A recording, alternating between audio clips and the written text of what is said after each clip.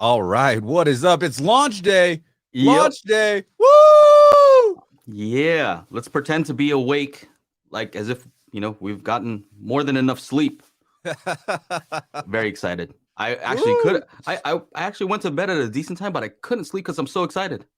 I know. I Yeah. know. You're like Jesse Spanner.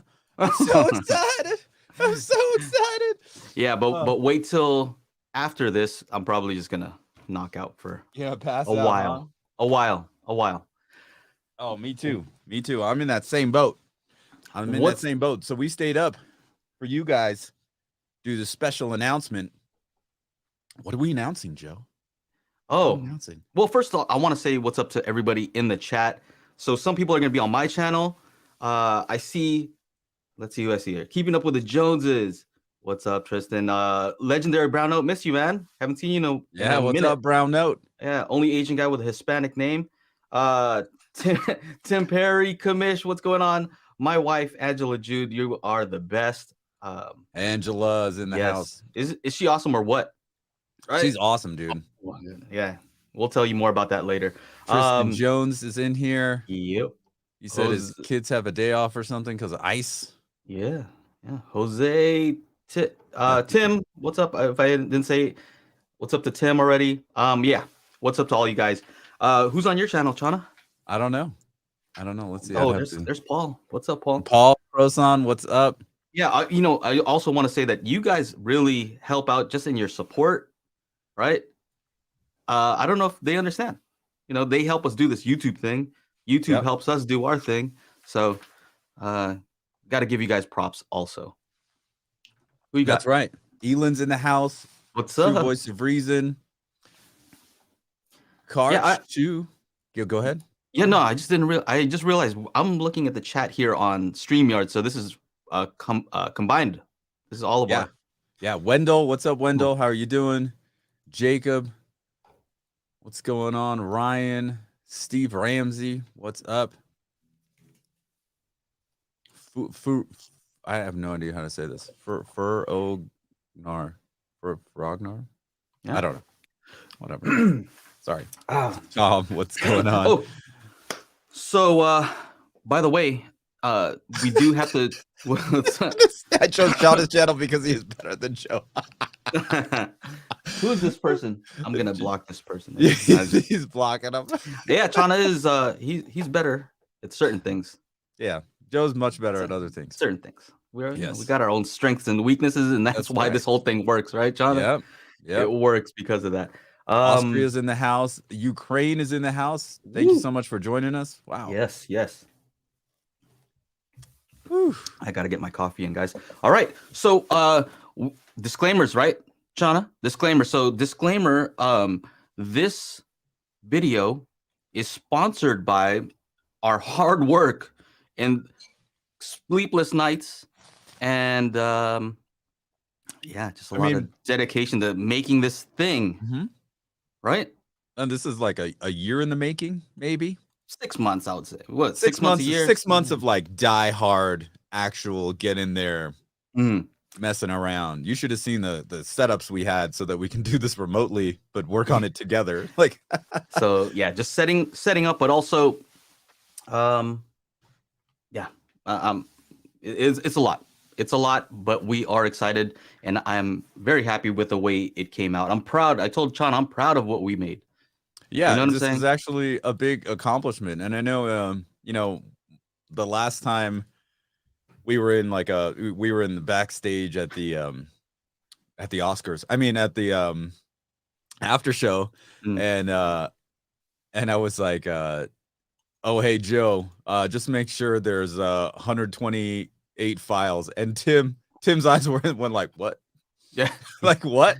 Yeah, exactly. So we actually did we gave some hints actually on our posts. I don't know if anybody caught that. You know what I'm talking about, Chana? Yeah. So like on almost every post we said, I'll bring it up. Yeah. This guy's like, tell us already. Dang. I was expecting, so we were expecting to announce, kind of give you guys a little background as to why we're doing what we're doing. And we figured we'll go live and really announce it in like 15 minutes. Just kind of wait till everybody gets in here also. But this guy, he's already. So see how it says tuned and it's underlined. Stay tuned. Stay tuned. Yes. Stay tuned. So you know I do calibration, and you see what Chana's been up to lately.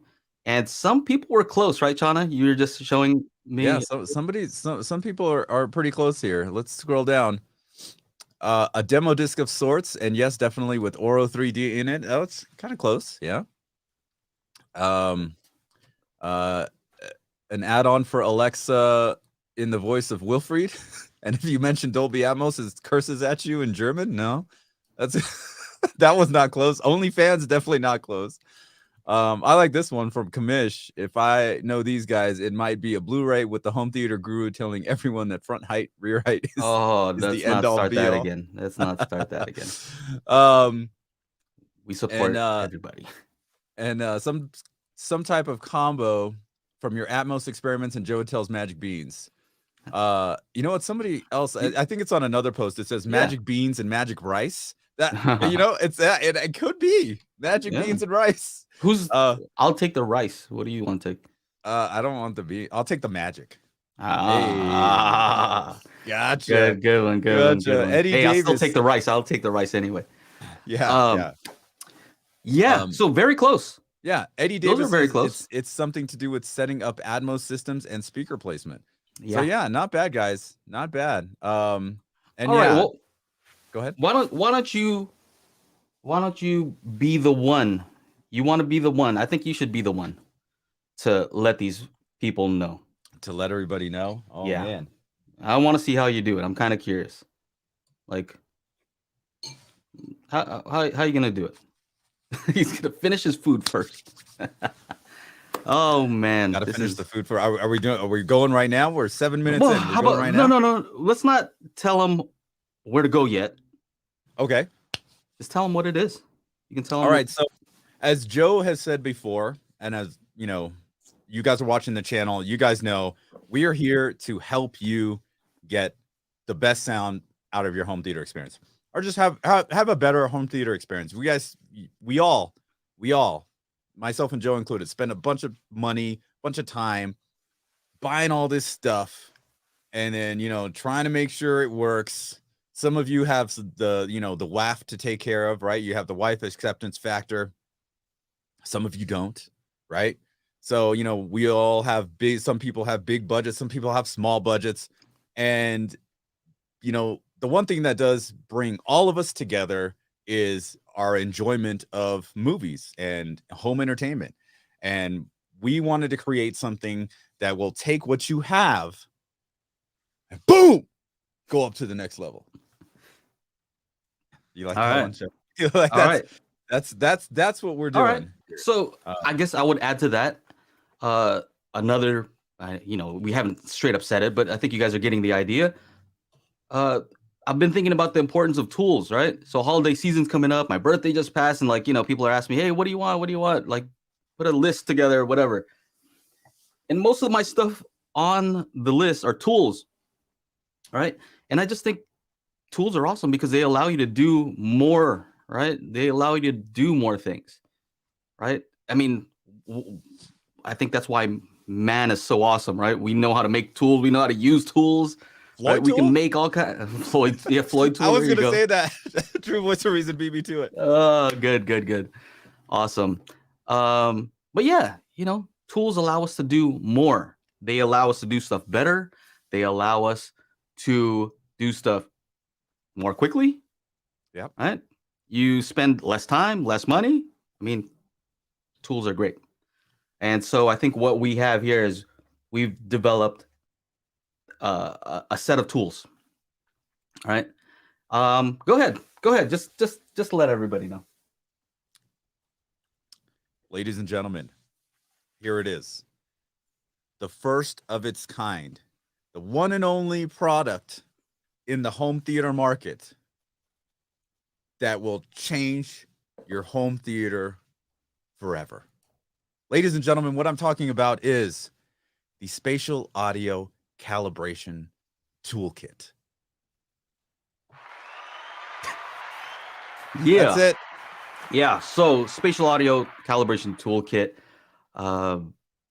Let's tell them a little bit more about, what it is specifically. Why did we make it? I see a super chat real quick from Alan. Alan, everybody should thank Alan right now. Alan. Because yeah. Yes.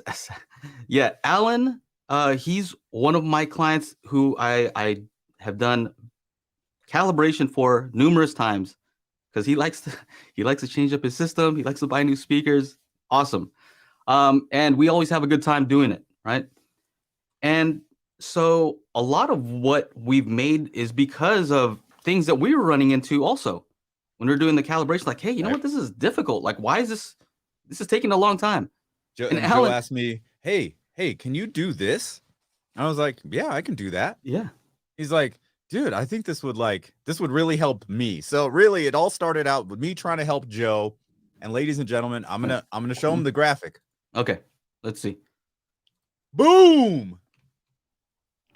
There Looking it is, good. Ladies and gentlemen. Look at that spatial group. So yeah, we wanted to make a physical product as well. So, I have various other types of businesses where we sell digital downloads, right? And it's cool. It's cool. It's cool because you never are out of stock, nothing to ship. That's all great. But there's something about having a physical product that I think just makes it feel a little bit more real. And, the funny thing is making this is a lot more expensive, right, Chana? To actually have a physical disc. But there's some advantages that I think are real important to actually having a physical product. Yeah. Right? So yeah, why did you agree to this? Why did you agree that we should go and well, I know that there's a lot of people that have, Blu-ray players. There's a lot of people that have Zapidis, Zidu. That's how you say it, right? Zidu, Zidu. And what do you call it? Everybody that has Plex and Shield, so we have people that love digital. We have people that just love the discs, and sometimes, like if anyone that has a Panasonic player won't be able to play any of these files. So just to get a broader audience, to help more people, we decided to go ahead and make a disc. Okay. But that's not all. That's not all. Because when you do pre-order, what happens when we pre-order? You also get the digital copy right away. So if you pre-order today, you will get the link for the digital download. And when the discs arrive, boom, it gets shipped out to you right away. So yeah, we did this on purpose also. Yeah. So part of it is, first of all, as you guys may know from Daily Hi-Fi and just watching our channels, both of us are very busy. Like we have our hands full currently with existing projects. So Chana, he's doing all kinds of stuff. It's crazy. And so we really wanted to do this, but if we waited to the right time, there's no right time. There is no perfect time. So we decided, hey, let's do it at the busiest time, like during the holidays where, that's a great time, right? So we just set a date, and today's the day that we chose. At random. At random. We chose, and we said, we're going to do it. We got to do it by this day. We're going to announce no matter what. And so that's what this is. And so, yeah, we kind of just forced ourselves and just did it. Right. And so, Kohlers asked, so how does it work? So basically what we have included, we have a bunch of test tones, a bunch of tracks, as I mentioned, 130 tracks, right? Well, they're actually little videos because what's the one thing, Joe, and anybody else in the chat, when I have that Spears and Munsell disc and I'm trying to calibrate my TV, I don't know what the hell to do. I put in the disc and I'm like, okay, where do I go? What do I do? So as you can see here on the screen, we have a calibration guide. So not only is this the first disc of its kind to help you calibrate your Dolby Atmos home theater, we give you instructions on how to do so. Not just the files to play, we give you a calibration guide. It comes with a quick start guide, and in the quick start guide, there is a link that will take you to a dynamic file, which will be updated, because that's the beauty of the world we live in. We can update this as we go. We can take your suggestions and you're like, oh, I really like this. I wish it did, I wish it moved over to the left a little more. I wish it moved over to the right a little more. I wish it went up and down a little more. That's what she said.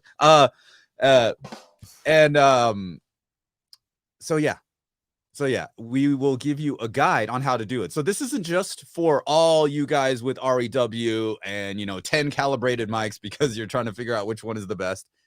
This is also for the novice.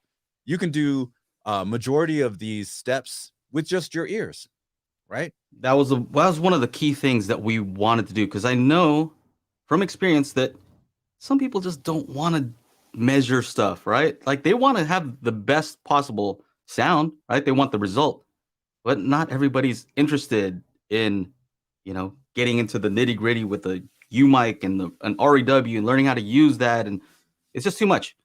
And so, at the end of the day, our ears have the final say. Anybody who's into measurements, which I am, and if you're really into measurements, you know that the measurements are in service to the art, right? That's what Floyd Toole says in his book, like science in service of the art. And so the measurements, yeah, they mean something, but the whole point of the measurements is to make sure that you have a awesome subjective listening experience, right? The objective is not to measure, and that's it. The objective is to measure so you can figure out what correlates with good sound, to you, to what you're hearing. So in saying that, I wanted to make sure that we made something that would allow people to do this without a mic. So we actually have two target audiences with this. The first target audience is the professional, okay? Professional calibrator, they make money calibrating systems.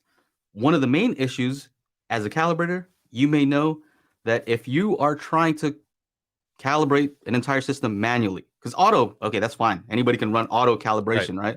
Right. And then I hope that's not what you're doing and charging people for it. If it is, hey, that's your More business. power to you. That's your business. You say. But to me, calibration, and Alan knows, I'll spend 8 hours, right? Because I'm really trying to take all the measurements that I need and really dial it in specific to this client. The problem is, and Alan knows this also. Sorry, Alan, I'm blowing you up a little bit here, but this is an example, real world example. You can't access the height channels, right? If you plug in your computer and you run REW, you can only access 7.1 channels. So 7 ear level speakers and the subwoofer LFE channel. And that's it. So if you have a Dolby Atmos system or an Oro 3D system or DTSX and you have height speakers, you can't actually do any tests on those speakers. Right. What we had to do is we actually had to disconnect the height speakers and plug them in to where the ear level speakers go. Okay, well, that took an extra couple hours, and that's why I said you got to thank Alan. It took a couple, extra hours to do this. So this is saving hours of time not having to do that, because you start unplugging stuff. How many people here have their cables labeled? You may have, right? I do, yes. You do. I do. And it's just so when you unplug it, it's easy to get it into the right spot. But if you don't, all the RCA cables look the same. Yeah. So you end up plugging into the wrong one. It's a whole thing. So with the calibration toolkit, you'll be able to access the height speakers, and we have various tests on. So we have impulse response, and that's going to be useful if you need to take measurements with phase information, if you want to use it for timing reference to figure out how far something is. So impulse response is built in. We also have sweep tests that play 3 times per track. So that's, basic sweep tests. No, per speaker. Per and speaker. Joe hasn't mentioned it. Joe hasn't mentioned it yet. So this calibration toolkit will help you if you're 5.1.2 all the way up to 9.1.6.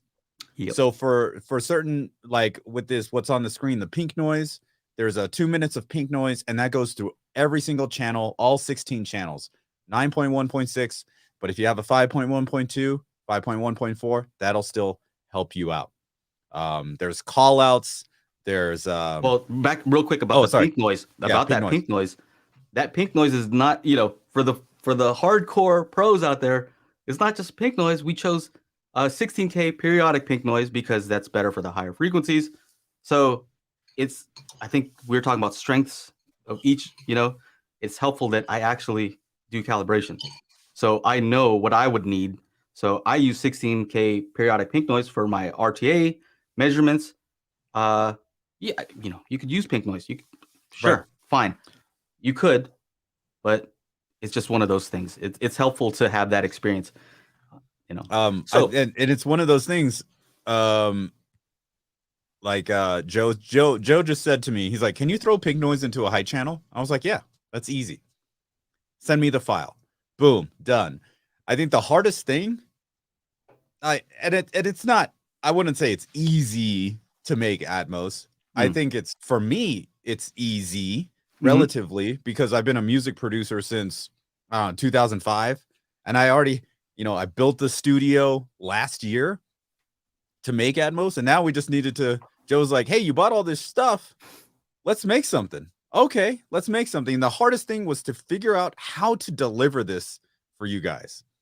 And one of the cool parts about the files is that they are MKV and they are M2TS, and they are all. Where is it? Where's the little thing? Where's the little thing? Boom. Is it? It's not on here. Yes. Well, you have. They're all in Dolby True HD. And if you guys know my patrons, people on my email list, you guys have seen the files that I give you as an MP4. Those are all Dolby Digital Plus. Wah, wah, wah. Compressed.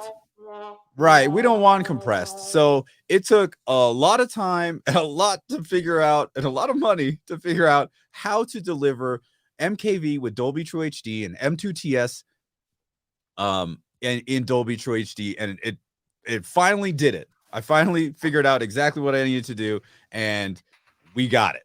So I think now's a good time to tell people where to get it. Right? Go for it.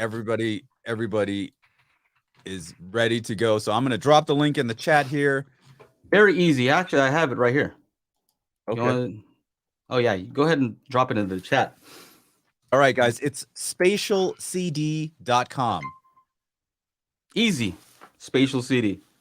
And it's not actually a CD, but we figure, whatever. Most of our viewers are kind of our age. You know what a CD is. It's a disc. Compact disc, whatever, Blu-ray. It's a CD, but it also worked because it was Chana De Silva. CD. Yeah, it's my initials too. So yeah. There it is. Yeah, basically, I had the equipment. We weren't making anything, and Joe's like, "Hey, I need some help. I could really use this file and that file, and sounds coming through the height channels." And that's kind of how it started, and then figuring out how to deliver something to you guys. I suddenly understand why our conversation about phase and timing test was important. Yes. There you go. Yeah, I think a lot of people who I've talked to, they're like, makes sense. That's what you were asking about. Yes. Yeah. Somebody was asking about the what were they asking? Well, I guess we can take a Q&A at the end. Yeah, let's take some questions. Let me star these here. What pink noise are you? Okay, so I'm gonna just star these questions. So some of these are pretty specific. Okay. There was one asking about Okay. Here, impulse response. There we go. Yeah. You got it. Oh, FOMO, thank you so much for the super chat, buddy. Totally appreciate you. Thank you, man. Is there a Youth Man special? A Youth Man deal? Can I get you the Japanese whiskey at CES instead? Sure thing. If you guys don't know, yeah, I think FOMO would even like to use this. I know you have the Trinov, and you got all the you have all the best toys. But even then, the great thing about this is you can listen. You can listen and just use your ears for a lot of these tests that we've come up with. And so a lot of it is just perceptual, right? How does it sound when you compare this sound to this sound? Things like that. Is there a promo code? So yeah. Oh, something's wrong with the link. Are we breaking it already? That's crashing it. All right. No worries. Thank you again, FOMO. So maybe Angela's updating it. Okay. So shout out to Angela, by the way. Yeah, Angela did the website for us. She's awesome. And all the social posts that you guys have been seeing, she's like, do this day 1, do this day 2, day 3, day 4. Just a heads up, the test file isn't working. Yeah, we'll get to all these at the end. I think we should just get to all these. Just start the ones you want to talk about. What else? So yeah, cross off stuff that's on my list here. I love how Joe. See, that's why we work so well together. Joe has a list. I'm just here. Yeah, and you know what? The other thing you said about like high cost, I wouldn't. When I saw the cost to create these Blu-ray discs, it would have been an easy no for me. But that's why it works, because Chana, spending money. That's Chana's deal. He loves to do that.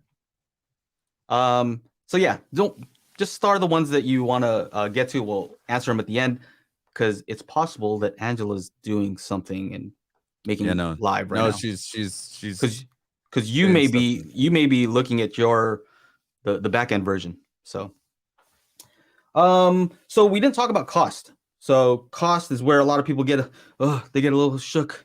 Yeah. Okay.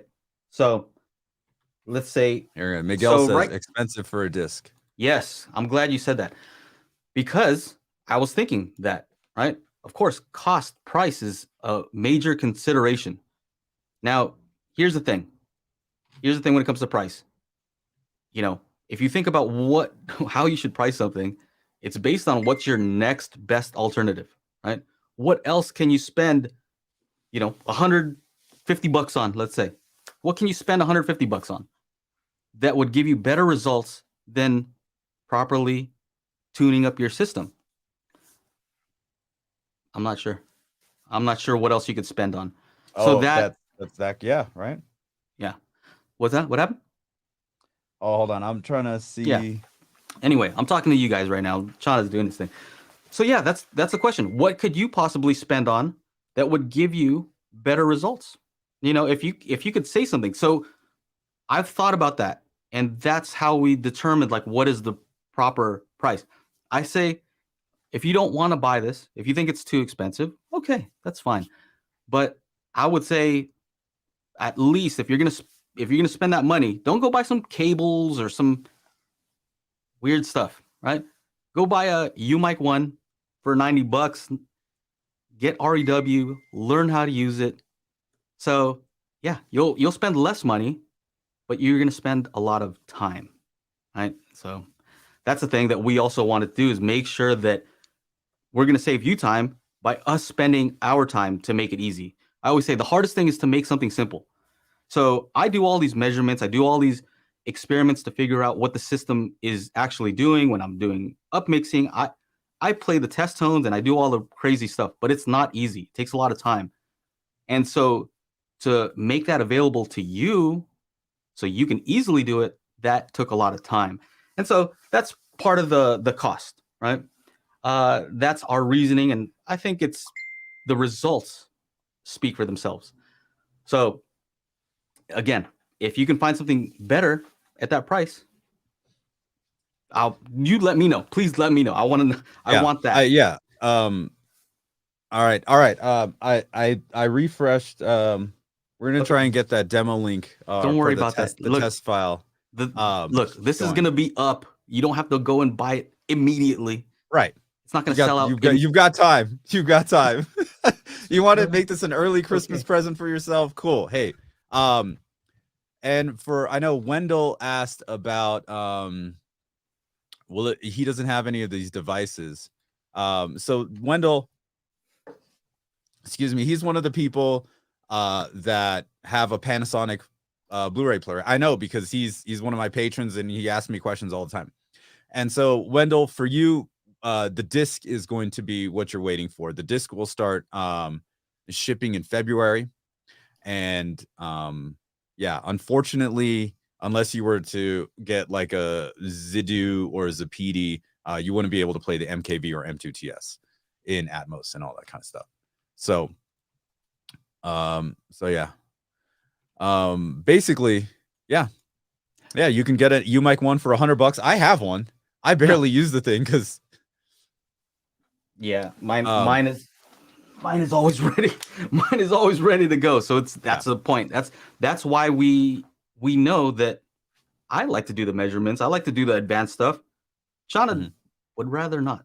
Right? Yeah, no, but I would rather pay somebody to do it. But I think you will enjoy just checking it out, trying the different things and seeing, I see. Since I have two Atmos systems down here and upstairs. And upstairs I have, all kinds of obstacles. I have my height channels that are closer to me, and here I have height channels that are in line with my speakers. And just going through, like, I know a lot of you don't have two systems in your home, but just hearing the differences, like, I think a lot of people, one of the things, because I was thinking about this last, trying to, go to bed this morning at 8 a.m. One thing that this will definitely do is that this will highlight deficiencies in your system, 100%.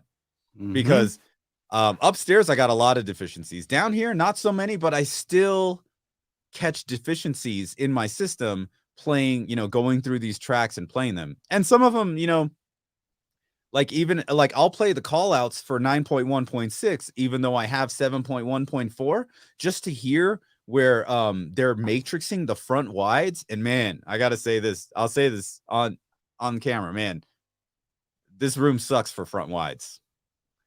When it's playing front wides, which means it's supposed to matrix between your front left and your surround left, or your front right and surround right, I just hear it coming out of my surround left and surround right. Like, I don't hear that. Maybe I need a deeper room, a longer room to make that happen. But I wouldn't know that had I not had these files to experience that. Derek, thank you so much. Is he the first? He might be the first. No, there's a few. There's a few coming in. So thank you guys who purchased right away. You guys are awesome. Thank you for the super chat. Akram. We will answer all these questions at the end. I just wanted to thank you for the super chat now. Yeah. Everyday Jay says it's no different than using the proper tools to get the project done right, fast, versus spending all day trying to jerry rig something. Very true. And I do want to go through some details as far as like how the tests, what the tests are, how they work, so we can go into more detail. But what you said about discovering things, it's funny because I thought I knew my system, right? I thought I knew. And even just yesterday, I discovered, like, man, what, I'm running these test tones and it's never happened before. This has never happened except for these test tones.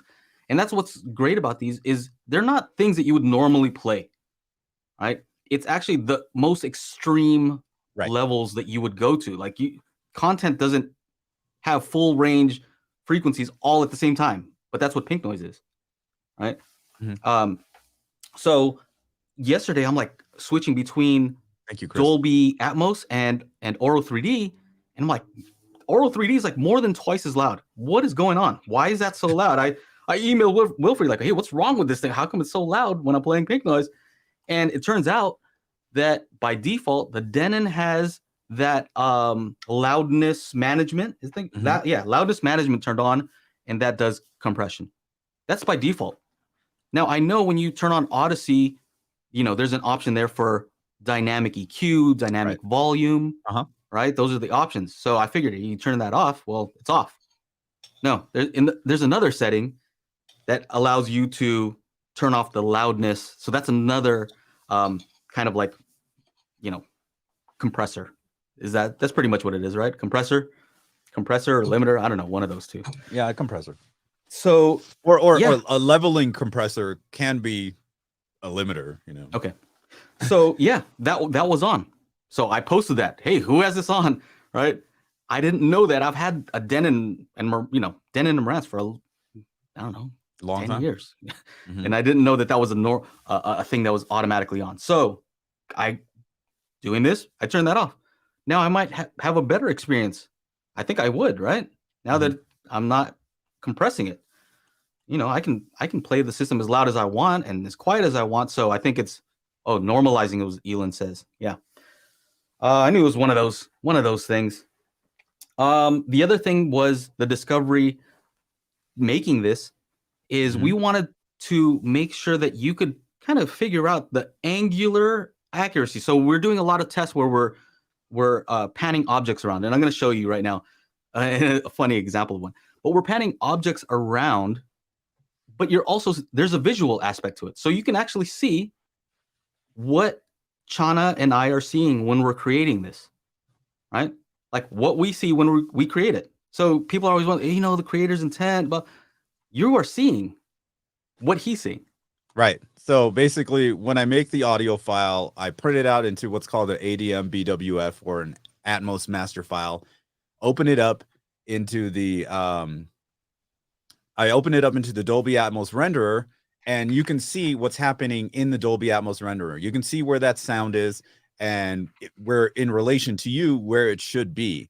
So it's not just an audio disc. It is a Blu-ray. There is a video component. I know a lot of you wanted 4K Blu-ray, but I know my boy Reverend Slim, he doesn't have a 4K Blu-ray player. So Reverend Slim, Jeremy, I made this in 1080p just for you, buddy. Just for you. You don't have to see this in, you don't need to see it super high resolution. It's not something like that. It's not the craziest thing anyway. It's just, the Dolby Atmos render. There's nothing else. It's not like you're looking at me or Joe. You're going to hear my voice here and there. But yeah, like it's crazy. Just thinking about what has, taken place in the last 6 months to get this to you guys. Thank you so much for your orders. So the other thing I discovered was in creating this, I was saying how we wanted to make sure that when you pan something, that it corresponded with the actual location. That makes sense, right?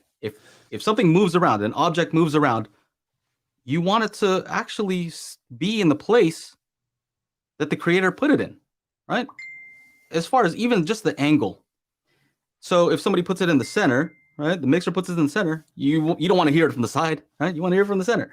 Right. So exactly that. And then if it's directly to your side, it should come out of your surround speaker, right? That makes sense. But the discovery was, if we pan something on the panner, hard left or hard right, and on various panners, not just Dolby's panner, on many panners, that corresponds to 45 degrees, right? So hard right pan, 45-degree angle, right? 0 degrees, that's your center channel, right in the middle.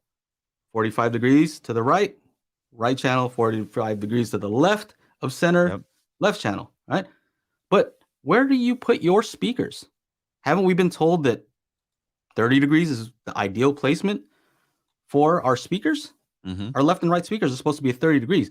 But if Chana is looking at the renderer and he says, hey, I want it, all the way over here in the corner, he's thinking that's 45 degrees. Now, does that make a huge difference? I don't know. Maybe not.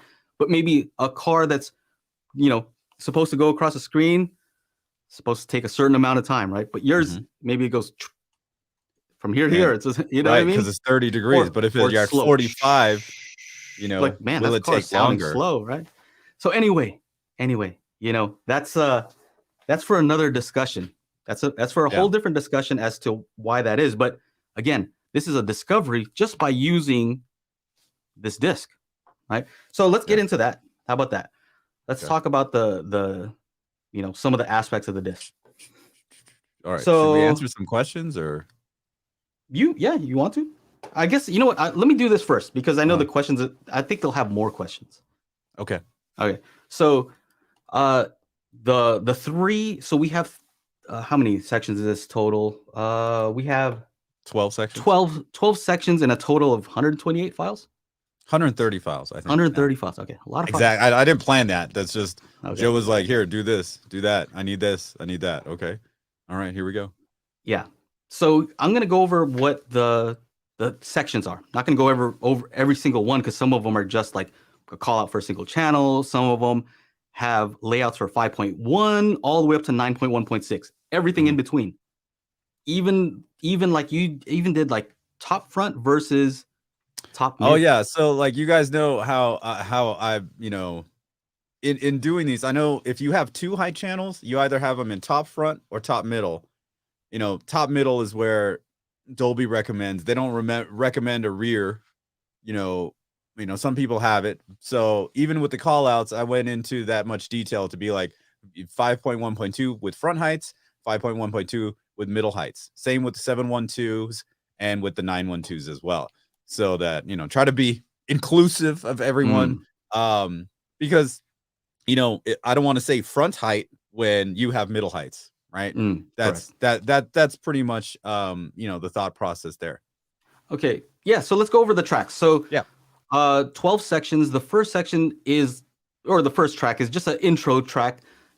And it's Chana just telling you how to set your level. So he's there, he's talking to you. He says, I should sound like I'm in your room at a normal volume. Right. And he also goes and plays the loudest and softest tones. Right. So we want to make sure you don't blow out your eardrums. So that's up to you. You got to be careful. He's going to slowly ramp it up and show you on the screen while he's doing it. And you want to get to a level where you can hear comfortably. Yeah. There it is. Comfortably hear. The pink noise will gradually get louder, and on screen it'll say max volume, so then you can adjust from there. So that is also the track with our disclaimers. We are not responsible for you damaging your speakers or your hearing. Okay, we do not take any responsibility for that kind of stuff. So just use some common sense. Yeah. Don't play it too loud, because even if you're playing that LFE a little too loud, sometimes it'll shake the crap out of your place. It scared me a couple times. I'll tell you right now. Like I wasn't expecting it. They had the little chirp, and then it like, whoa. It shook. Like I think the metal casing on the woofer was shaking a little too violently. FOMO, thank you so much. See you later, buddy. See ya. I'm saying about rolling up in the Porsche. I don't know, maybe one day. So here's the quick start guide. Yeah, this is the quick start guide. When you buy something, they have a quick guide and then they have the thick one, right? So this is the quick start guide. And so we'll just go over this. So like the first section here are for callouts, right? And this is just the basic callout. And we have, let's see here. How many callouts do you have here? Yeah. 12. 5.1.2 in the different configurations all the way up to 9.1.6. And it's just to make sure that all of your speakers are working. Right. And this also includes for the newer AV receivers like the Denon X3800H. This does have a 5.1.6 call out, right? Because I was not planning on doing that until Denon came out with it. So there, continue. Sorry. Yes. So yeah, where are we? Call outs. Now keep in mind that these are the recommended use cases for the test tracks. It doesn't mean that you have to use it that way. Like for example, the call outs. The purpose was just to make sure that all your speakers are connected, they're all playing sound, and that it's playing sound out of the correct one. If it says, front right height, that's where the sound should come from, right? So that's a simple thing. Now, the other thing that you can do with it that's interesting is you can even play some of the higher speaker count. So if you have a 7.1.4, go and try a 9.1.6 and see where the sound comes from. Yeah. Right. So that's the cool thing is you can do various things and see like, or try a 5.1.2 setup and see, you know, how does it matrix? Yes. How does the matrixing occur? Yes. Yeah. So how do we get us on the screen as well as this? Oh, here. I want to make sure I'm not doing some weird stuff. So that's the call outs, right? That's the first thing that we want to do. Make sure all your speakers are working. And then you have level matching. So level matching is interesting in that a lot of people want to just use their SPL meter and they want to, just kind of use that, right? Again, the problem with Atmos, you can't access the high channels. And if you think that you can just use the, when you go into your Denon or Marantz and you go into, test or Test, what is it? No. Levels. Yeah. Yeah. Well, that's not the right pink noise. Okay. So that's not the noise that you should be using. We're using a specific bandwidth from, what was it? 500 hertz to 2 kilohertz, somewhere around there. Yeah. And so we have a different set of pink noise for the main speakers and a different set of pink noise for the low frequencies. And this is in accordance with, with standards, let's just say. And so, yeah, we're giving you the correct pink noise to use. And so the whole idea is we want you can use your SPL meter, or you can just, if you want to kind of go through them and just kind of listen, is there an obvious difference? That's all. One big thing is check for obvious differences first. If one speaker is obviously like way louder, what's wrong? Well, why is that? There's something to go check out. Yeah. So level matching. Next is polarity test. So polarity test is where we are playing sounds. Thank you, Ike. Thank you for the super chat. So yeah, polarity check will play in phase, play a pink noise in phase and out of phase. So it's going to play the left. Left is typically our reference speaker, and then it'll play left, and then whatever speaker we're going to center. So let's say left and center. Okay. It'll play them in phase and out of phase, and it'll tell you on screen, and you just have to listen, right? And then it'll move on to left and right speaker and play them in phase, out of phase, in phase, out of phase, right? So you can hear boom, boom, boom, right? Very, very easy, because when they're in phase, it should be louder. Thank you, Nick. Appreciate it, buddy. If they're out of phase, then it'll sound quieter. Now, it's possible for it to sound about the same level when it does both. Sometimes that can happen. Yep. You want it to be louder when they're in phase. That means that the speakers are working together. They're both playing the same sound. So when two speakers play the same sound, it should be louder. Except for if they're out of phase, then they play the same sound, then they cancel each other. Right. So that is that's the test for that. But you can also get a little more advanced and use let's say plug in your subwoofer and then compare so we do the subwoofer also. And so if you want to be able to set your phase correctly on there, you can actually change the phase knob on your sub till it's as loud as possible. That means that you have summation, right? So this is a simple thing. Of course, when you're doing advanced calibration with a mic, you're doing all this already. But I'm saying this is something you can do without a microphone. Right. You just listen. Right. So you can also do it the other way, where you can see where it's the quietest. Right. Whenever it's the quietest, and then you have this, it's out of phase, and you can just on the back of most subwoofers is an invert. Boom. Right. So you invert 0 it to 180. Quietest. That means they're canceling each other the most. You flip the switch. Now it's the opposite. Now they sum. So that's the next one. And then the next section is crossover points. And you notice that this is in a certain order. It makes sense, the order that we're doing these things. Next is the crossover point. Normally, the auto calibration will try to figure that out for you. Right. I don't know if it's always the best, because it doesn't know if, it's saying, hey, I can hear that this can play 40 hertz, but it may not know that it's distorting. Right. It may not know that when you play it at reference, it's too much, can't handle it. Right. So that's one of the advantages of, being a human being and listening to the thing. You can hear these things, say, oh, that it can play it, but I don't want it to play that low. Right. So the crossover point is a set of like warble test tones. Is that right, Shauna? Kind of. Is that what we did? Yeah. I'll tell you this. When we were messing around with these, my dogs were freaking out. They were freaking. They kept barking. and they were just like, what is that sound? What is it sound? And I'm like, oh my God, they're hearing this. And basically what it is, you know, with the crossover points, you turn off your subwoofer, you set everything to large, so they're not using a crossover, and then you see each speaker, you know, how low can it go, right? I think we start at 160 and move on downward from there. Like 60. So you can, yeah, so you can see 160 hertz, boom, and you'll see it up on screen as it gets lower, and you'll hear it.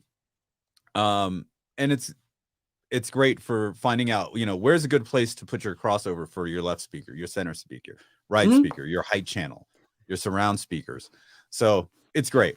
Well, even, you know, another thing I found out. So when I was doing some testing, some random testing before, I actually I think I damaged one of my rear surrounds, right? And, you know, after a while, I'm like, I don't hear anything with it. I guess it's okay, right? Well, after playing some of these test tones, it went to that rear left surround, and it made some bad noises, right? I'm like, okay, okay, I'm replacing that. Okay, and so yeah, this test can help with stuff like that. Like I'm saying, these are test tones. You can figure out various things to do with them. They're tools, right? Right. They're tools. So tools can do many things. You know, you can eat food with your teeth, or you can, you know, Ike and I were talking about eat food with your hands, or use a fork and spoon and knife, right? Well, we were talking about you can eat, you know, use your teeth to eat food, or what is Ike? You know what you do? Don't you strip the wires with your teeth? You don't have any wire strippers on? Audio guys know. I use pliers. Audio guys know. Yeah. So yeah, these are a set of tools. What else? Where were we at? So crossover points, it'll let you know very quickly, very easily, what the lower limit of the speaker is. So the moment it sounds like, I would say about half as loud. So it's playing 160. I hear that. You know, 125, you know, it goes down. Once it sounds half the volume compared to 160, well, that's your F10. Most likely it's like around your F10 point, which is minus 10 dB down. Normally you'd have to have a mic for that, but now you can just listen. It's half the volume. All right. That's about where it rolls off. I can hear where it's not playing any more bass. Right. That's around the area where you probably want to cross over. And the opposite works too for the subwoofer. You know, you can start to see basically where it starts to make noise that's not good. You know, usually you don't want to go over 120 on the sub anyway. So from there, next section, the speaker pairs. Oh, thank you for the super chat here, Chris. Thank you. Yep. Appreciate it. He does have a question there. We're gonna gonna answer all these. Okay. Right after this. Let me just get through this real quick. Sure. So speaker pairs, and we will get to the super chats first. How about that? So super chats first after this. Okay. So speaker pairs is the next step. So now we figured out the crossover point. Now what Chana has made, thank you, Chana, again. I love this thing. I find it useful. So that's remember, this all started out with Joe needing help. And I told you in the live stream, he's like, Chana, he's out of all the people on the planet, he asked me for help. So I delivered. Weren't you happy yesterday when I said, man, this thing's actually very useful? Yeah. So yeah, because he was testing out files in his home theater. He's like, oh my gosh. I was like, oh, thank goodness. Speaker pairs is where we're playing two speakers, pink noise out of two speakers at the same time. So that's going to help with your imaging. You play left and right at the same time. You should get a phantom center. Right. So are you getting phantom center? Right. So it'll be your front left, front right. It'll be your surrounds at the same time, surround backs at the same time, front heights at the same time, middle heights at the same time, rear heights at the same time. And so here's another use for that tool, though.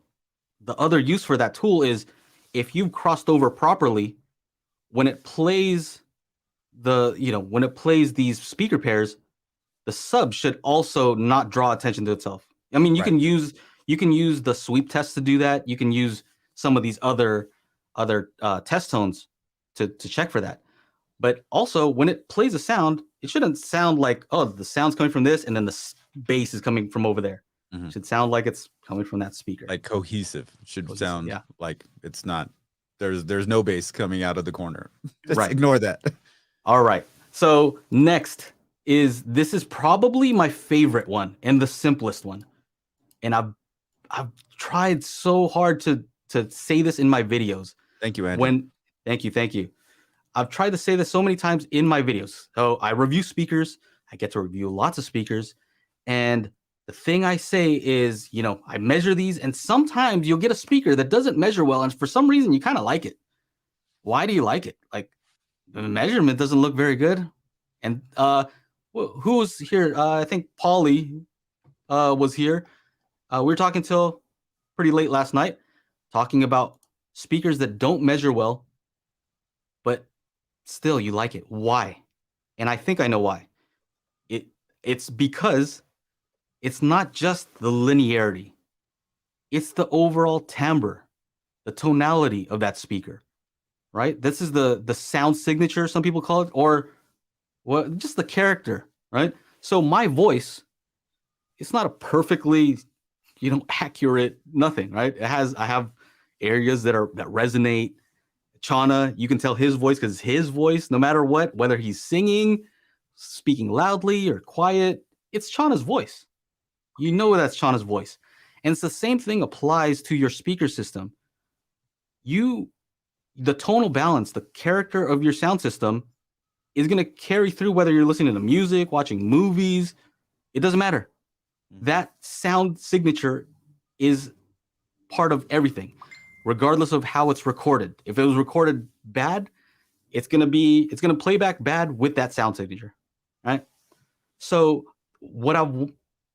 this is something I've been wanting to do for a very long time, which is give people the ability to set the tonal balance. And a lot of people will do this by playing test tracks that they know. Okay, I know this one test track. I've heard it on a bunch of headphones, a reference system, and so I know how it's supposed to sound. Okay, that's cool, but it's only a set number of frequencies, right? Music is not hitting every single note possible, but pink noise does. Right? That's the whole purpose of pink noise. It's all the frequencies. And you don't have to wonder, I wonder how they mastered it. It's just pink noise. It's just the frequencies played.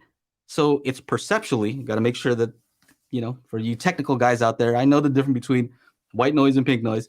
It's pink noise is what you want to use for measurements because it's more similar to how we hear.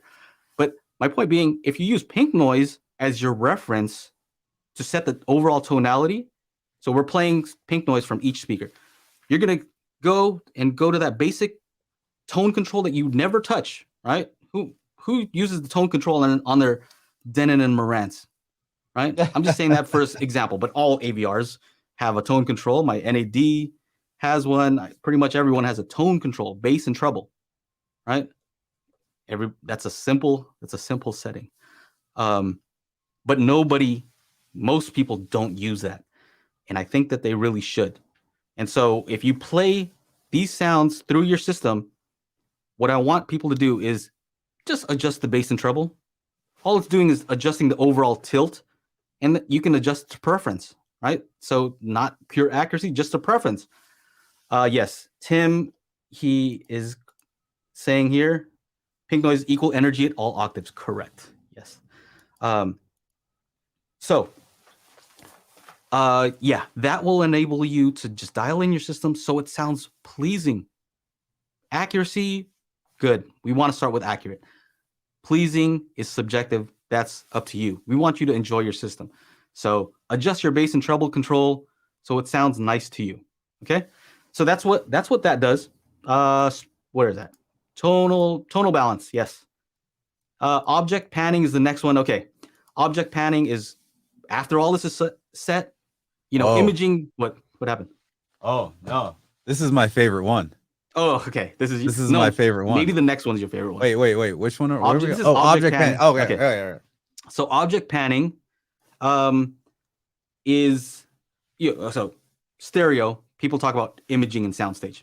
Imaging, how precise is the thing within these two speakers, right? Does it sound like it's there? How wide is this, right?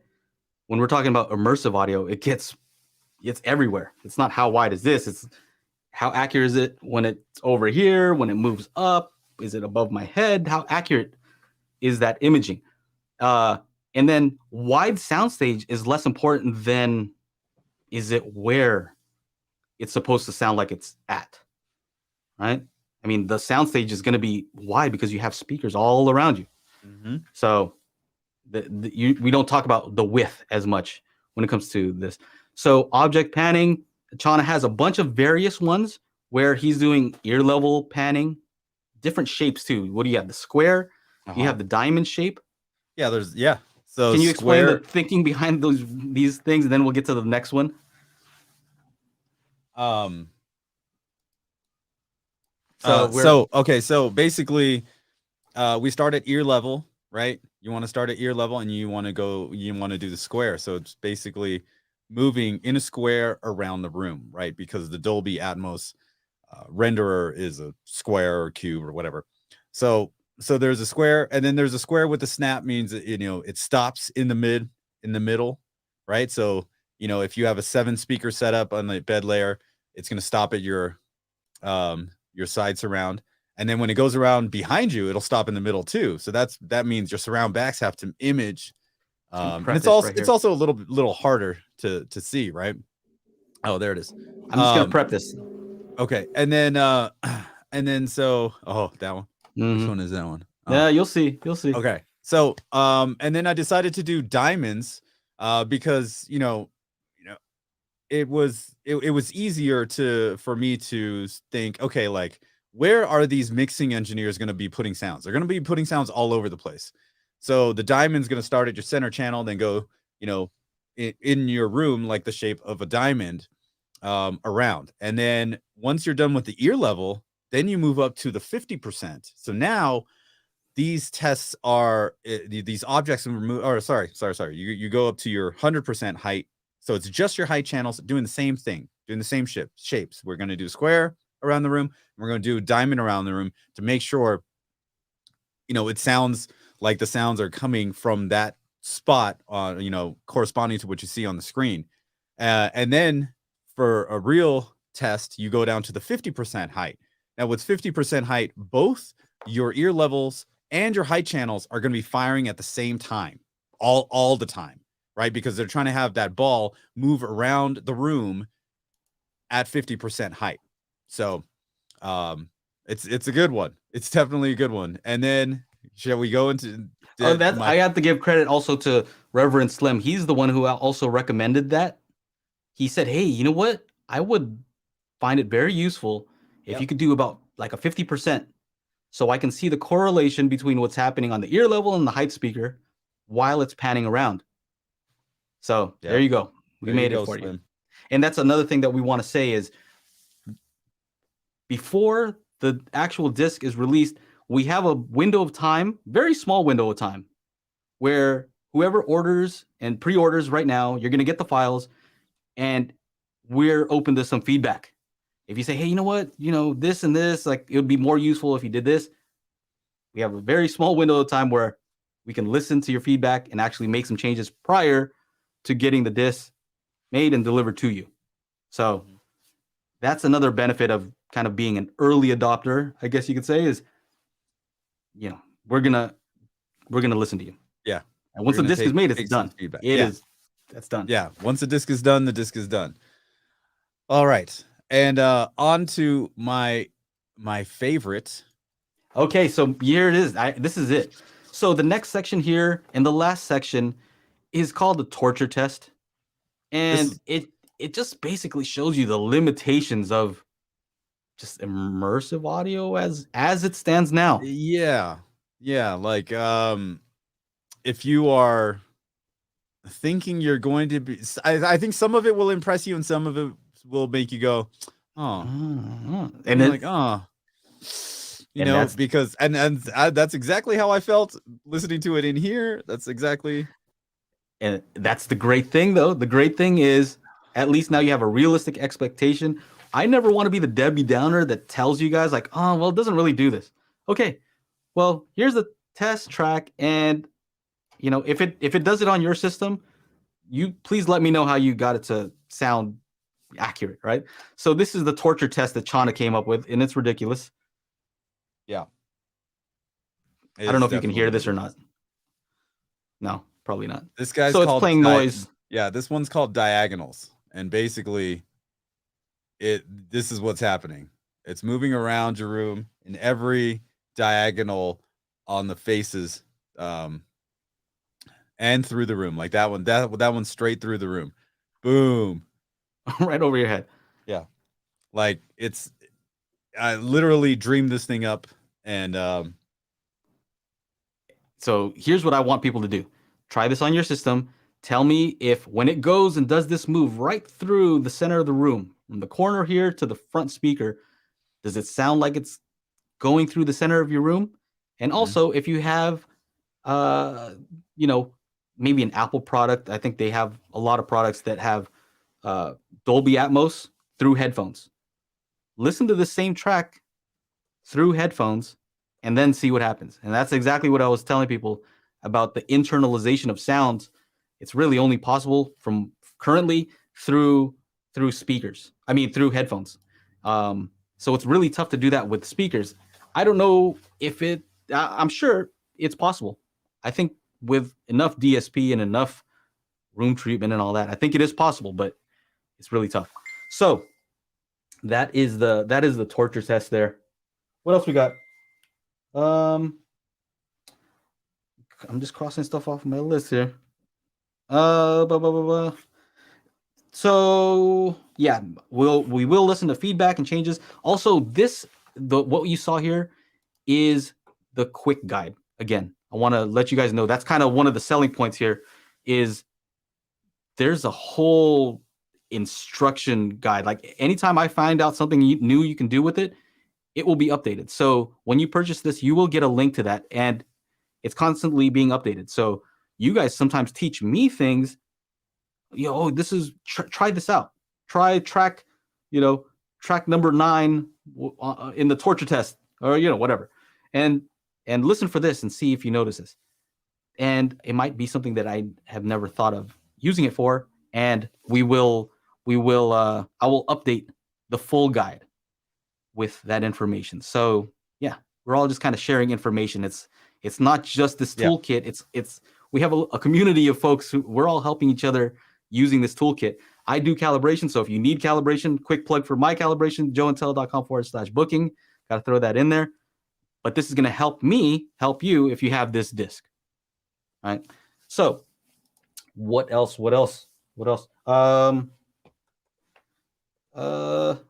know what? I want to also give a quick shout out to some of the pioneers, right? Some of the pioneers. Sheffield Labs. I don't know if anybody's ever seen the My Disc, where they're doing the same stuff. They're playing pink noise. This is not something we came up with out of nowhere. People have been doing this. Chesky Records, they make some awesome sounding stuff. Very experimental, and they also have stuff that allows you to tune your system. AIX, I believe, has a surround one, but I think I'm pretty sure we're the first one that can do it for Atmos or an immersive system. And definitely the first one that I've seen with a visual aspect to it. So it's not just audio. And also, I don't have all the other ones, but I think we may also be the first one with, a very thorough guide of how to use every single test tone. And even, something that's constantly evolving. So yeah, lots of firsts. So again, those are the pioneers: Chesky, AIX, Sheffield Labs, even some of those old Bass Mechanic CDs. They also had test tones there, right? 40 hertz, 20 hertz. Right? You remember those? So yeah, we didn't make all this up, right? It's just we took some of this stuff and we brought it to the current day of immersive audio. Anything else? If you did purchase it today, we'll make sure to send you updates. So if we update any of the tracks, we'll email you so you can download the current version. If we update the full guide, then you'll also get that update. Get the update as well. Yeah. We'll keep you all up to date. So this is, you know, something that changes. It's not just, you know, going to finish, which I think is something that needs to be said. Mm-hmm. Real quick, can we just go over the pre-order, how that works, just to be very clear, and then let's answer questions. Okay. So real clear. Initially, I think what we had set was the price point being $150 for the disc and the digital download together. Yeah, right? So $150 for the digital download and the disc. But since it's a pre-order, you're getting the digital for free for the $100, right? Yeah. And so then, it was gonna be $100 for the disc, and then extra if you wanted the file download. Right. But right, yeah. So basically you're getting the digital download for free right now. And when are they expecting to get the physical disc? If they're, you know, they're waiting on the disc, when are they going to get the disc? So the disc will start shipping February of 2023. Okay. Which is, you know, we did this on purpose so that, you know, we can get some feedback and make any last minute additions. Because once the disc is made, the disc is made. You know, with the digital, we can modify that stuff and send you an email. Hey, here's some modified files. You know, but yeah. So we still have time to author the disc. So for those of you that need or want something, want to see something on the disc, you know, make sure to shoot us an email and let us know what you think. So February is when the disc should start shipping. All right. Let's run through the questions then. So we have some super chats. Let's do those first, and then I'm gonna look for more questions that we don't have started. You cool with that? Yeah. I'm just right. I'm trying to fix some things for those of you that haven't been able to get your downloads. We will. Okay. If you haven't gotten your downloads yet, I think it's the people Angela that are using PayPal are having the issues. So listen, Angela and I run a separate site, not audio related, where we do digital downloads. Okay, don't worry about it. You will get it. You will not. Listen, you are not going to pay and not get your files. We will ensure that you get your files. If we have to manually download them and send them to you, you're going to get your files. Okay, so just want to make sure that that's clear. Launch day is always kind of like, there's things to work out because, you know, a bunch of people are going to the site. So, Shauna, I would say don't worry about that right now, bro.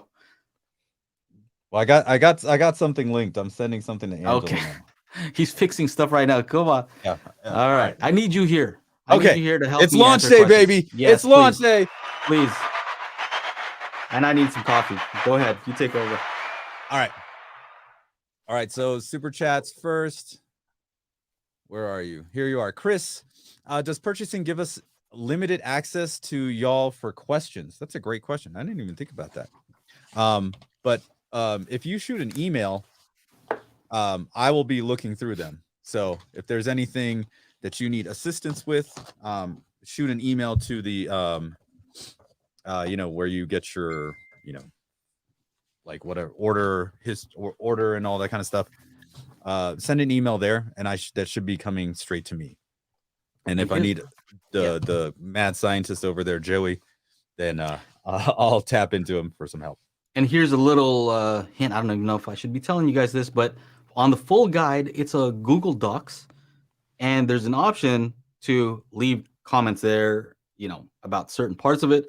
But I mean, there's nothing stopping you from asking a question there. And if we see it, we're probably going to give you an answer. So unless it's a weird question, but yeah, for sure. We'll get to it. What else? Could this help me set up my mini-DSP? Mini-DSP, I'm assuming that you probably want to use a calibrated mic for that. And so the answer is yes, because if you're going to, depends on what you're using mini-DSP for. If it's just for the subs, you don't necessarily need it, but it depends. If you're using a DDRC-88A and you're trying to use it for many speakers, then you probably want it. I would say that this is more like prior to measuring. you may want to kind of just get it in the ballpark and maybe save that as one setting in miniDSP. All right, so this is my manual, just listening method. Then start calibrating with your mic, do all that, and then save that as another one. Okay, which one sounds better? All right, and then maybe after you're done doing the measurements, you may want to go in again, listen to some of the tracks, and make sure, just kind of like a spot check. Does everything check out? Or is there anything weird happening that you didn't expect that maybe the microphone didn't catch? So yeah, I think you can use it, but also measure. Yeah. James X asks, "Hi, is this Blu-ray multi-region?" As far as I know, I don't know. I don't know. I'll have to check to make sure I can make it multi-region, but I will let you know. There will also be an option after the pre-order and after the discs come to get digital only, and that will be at a different price as well.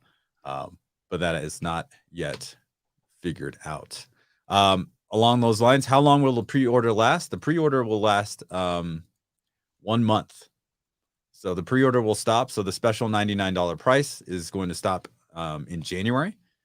And then it'll go up to $150 if you wanted to get the digital and the disc. The disc itself will be $100. Okay, so you this is a super chat. I just wanted to get the super chat. Did you get this one? See it. I didn't get it. No. Your TD, your Atmos video got me on the road. This disc will get me to the destination. Thank you. I still want you to hand deliver a disc. LOL. Oh, thank you so much, buddy. And I know with the last few files that I've sent, the MP4s, buddy's on the list, and he's like, "Oh, my friends and I are just so blown away by these files, and our home theater just is so much better." Just to have these little things, these random little pieces, and guys, like, or guys and girls, whoever's here, remember, this is the first disc of its kind. This is the only disc that has all of this stuff right now on the planet. This is we're the two crazy guys that put something together that doesn't exist, and that's why it's taken so long, and that's why we're so happy to bring this to you guys. William Kramer asks, so is the call out object based or bed layer based? So there is 100% a disconnect between consuming Atmos and creating Atmos. And one of the things is that phrase, bed layer, because if you're consuming Atmos, bed layer means the 5 in your 5.1.2, the 7 in your 7.1.4, or the 9 in your 9.1.6. But when you're creating Atmos, a bed track is actually 7.1.2. And now that kind of messes things up. So to answer William's question, all of the little balls flying around in the Dolby Atmos renderer that you will see on our disc, on our files, those are all objects. So to make sure that you can see where the sound is, I had to make all of the sounds objects. So there you go. They're all objects. Everything is an object, except for LFE. LFE, you can't make an object. So LFE, it's a channel. Yeah, it's a channel. So there and you can't put an object into the LFE. No. 100%. And can you put it in the center? What is that also acts as? Yeah. Okay. Yeah. But even though the center has its own little weird thing, I know a lot of people don't know this stuff. Any possibility to ship international? Tried to order, but can only select US. What do we want to do about that? You know what? I'll have Patrick. Thank you for the question. That's a great one. I will have to figure that out because I don't want to be finding maybe DHL. Maybe I'll have to go with DHL to send international. I would love to get everyone a disc in their hand, so I will look into that. Okay, shoot us an email. And just as a reminder, but I'm sure Joe's frantically writing this down. Am I? No, he's not. Okay. Let's see. Is this like Dirac? The answer to that is not really. This is more of like a toolbox to help you manually calibrate your home theater. Dirac is like Audyssey. It's like an auto room calibration. Dirac, one of the best auto room cals that you can have. So it's not like Dirac. Okay. I would also say though, you may want to use this disc to double check to see if Dirac did a great job. We always say, hey, it did a great job. Okay. In what aspects? Did it do a better job at some things and worse things in other ways? That's something that you can find out. I mean, I have my opinion on that, and this calibration disc helped show me different things that it did extremely well and some things that, maybe could be done better. What else? So yeah, it's not like Dirac, but it will help you, maybe tune your system after Dirac has done its thing to make sure that you like it. Will this also work for Oro 3D? I don't see why not. Oh, you want to take that or me? Go ahead. Okay. Well, Oro 3D will work with 7.1 ear level speakers, and it will work with front height, front and rear height, I think is the setup. Mm-hmm. So it just won't, if you have voice of God, there's no channel that corresponds to that. Right. You can also use this again for testing upmixing also. So, if it's not a native Oro, you can still test to see how it works. But if you're I'm just trying to remember, if you try to call out a height channel specifically, I think it works. I'll have to check that, so get back to me. But I'm pretty sure that if you call out front left height, if you play that on Oro, I have to check. Because I think it's different on my computer versus on the AVR. The actual thing. Yeah. What pink noise are you using? Pink periodic? Yes, pink periodic is the way to go. Pink periodic 16K sequence length. What technical FFT length is that? What? Yeah, is that 16K. 16K. Okay. Full range on lots of them, and then the ones that we said were band limited were for level checks. The level matching. Do you have to have Rue microphone and the software to calibrate? You don't have to, but I always recommend it. I always recommend it to see what you hear compared to what the microphone sees, and try to find the correlation. That's how you learn a lot too. Is this is what I hear. This is the mic. So this is what the mic is showing me. And the more you do that, the more that when you see a frequency response graph on a website, you're like, I know what that means. I understand like what that probably sounds like, because you have experience and you've correlated the two. Mm-hmm. Here's a new one that came up real quick. What certification do you have for audio calibration? Certification? Me? I guess. I don't know. I don't know. Many sleepless nights and yeah. Do I personally have a certification? I have. I don't know. I think a lot of people would say, yeah, what business do you have? Why is Dirac? Why is the founder of Dirac at your house and the senior engineer at Dirac coming to visit me? I don't know. I asked that same. That's the certification right there. I asked the same question. Why do I get to talk to Dr. Floyd Toole? I'm just a lucky man that happens to review speakers. I love this. This is what I dedicate my time to. And I am a believer that when you spend a lot of time and you love something, you learn quite a bit. I mean, a lot of it's just time spent. So as far as formal certification, I don't even know if there might be a formal certification, but it's actually something I'm working on providing, because I have my own calibration method. And of course, I'm going to use the calibration toolkit. So, it's called the Magic Beans, and this test disc is the Magic Rice. They work hand in hand. The Magic Beans and Rice, red beans and rice and miso. Randall, thank you for the super chat. I wanted to say that. Real quick. Yeah.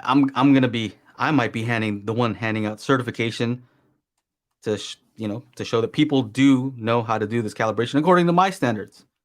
It's kind of funny because, I was in college studying business, but I already had a business, so I'd have to go and do talks. I got to do talks at some MBA programs that are like, hey, why don't you come and do a talk over here for these guys? I'm like, you guys are above me. I don't know why you guys are asking me. But anyway, I'm not so big into the certification stuff. It's I think what you really want is not the a certification, but more like if you're looking for a calibrator or somebody to do this for you, ask for referrals. Ask to see what other people think. That's the most important thing. What else? Let's see here. So will the disc playback lossless audio through my Panasonic UB820? Yes, it will.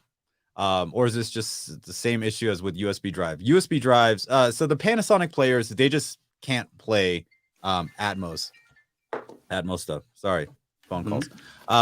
They just can't play Atmos content, right? Through the USB drives. That's a big downside to the Panasonic players. Everything else, the Panasonic players are fantastic when playing a disc. Matt Buckmaster says, why is the Oppo not listed? I don't have the Oppo anymore. My boy Ike won that in a little giveaway. Chances are it'll work in the Oppo. It's an M2TS. M2TS works in pretty much every Blu-ray and 4K Blu-ray player except for the Panasonic players. Yeah, if you could do the test and let us know, we'll add it to the website. Yeah, we'll add it to the list. Dumb question from me. How do these files integrate or relate to calibration options, such as Dirac or Audyssey? How do they integrate or relate? So Dirac and Audyssey will do automatic calibration. It's going to figure out distance, levels, and try to fix the frequency response. Yeah. That's basically what they do. Distance, level, frequency response, and in Dirac's case, phase relationships also. So you can use this on top. Like someone said, Dirac, Audyssey is a steak, and what we're doing is just the sprinkle on top. I would say so. I would say that's fair. It's a fair assessment if you already have these calibration methods. You may want to just use it to see. Do you like what it did? Is that the final? Is that the final say? Or could you squeeze out that extra 25-30%? That's kind of like what we're trying to do. Get you the best experience possible. And the only way to do it really is to do it manually, whether it's with your ears or with a microphone and REW. And these files will help you do it either way. Yeah. Somebody asked BD 50 or 25. David, I'm hoping 25, but we have a lot. Even my authoring guy was like, how many files do you have? Little movies. I'm like, they're like 60 little movies. He's like, 60? Now when I go back and tell him there's 130, he's going to be like, what? Yeah. What? So hopefully it'll be a 25, but it might be a 50 at the rate this is going. Mike Ortiz says, one of your call out files in your email list, I was able to play it through my laptop through my AVR. I don't have a Blu-ray player at the time. Unsure right now what the file type was. That could have been an MP4. Okay. Yeah, could have been the MP4. I'm not 100% sure. But that's why we have the test file on the website page. Remember, it's spatialcd.com. And basically... there's the website, spatialcd.com. Go there, download the test file, and see which test file plays. You'll get both the M2TS and the MKV file. And if it works through your laptop, then it works. If it doesn't, I'm sorry. We have to wait for the disc, I suppose. Yeah, and so that's another thing. Feedback is important right now for us because we don't have access to every single device out there. Right. We try to test on as many as we have access to, but even a computer. So it depends on what you're using as a computer. So Windows has the Dolby Access app. When you download that and connect it to your AVR via HDMI, it sees that as an approved product, and it will allow you to play Dolby Atmos content through HDMI. So your AVR will actually pop up and show Dolby Atmos. Now, I have that on my Intel MacBook running Windows. But if I take that same exact hardware and I boot up on the Mac OS, I can't do that anymore. There's no app that allows me to do it. No software from Dolby. And so if I try to play that content, I believe it's only going to spit out 7.1, and that's it. So... yeah. So it's tricky. It's tricky when it comes to the computers. Yeah. All right. Impulse response for Atmos REW. Please elaborate. I thought I answered that one. No. Oh, Impulse I response. think you probably did when you went through it. Yeah, impulse response for Atmos. Okay, so impulse response is basically you send out a chirp from your reference speaker. In our case, we usually use the left speaker because it's just the first one in the list, right? Usually it's what left, right, center, LFE, but left is usually the first one. So we figured, everybody has a left speaker, right? If you're listening to stereo, you have a left. You're listening to home theater, you have a left. An important speaker for sure. So that's our reference point, and everything is relative to that. We could have made it the center, but we have to assume that everybody has a center and maybe some people don't. So, yeah, everything is starting with that as the reference point. It does a chirp, and the system knows the amount of time between that chirp and when the sweep happens, right? So, yeah, that's basically it.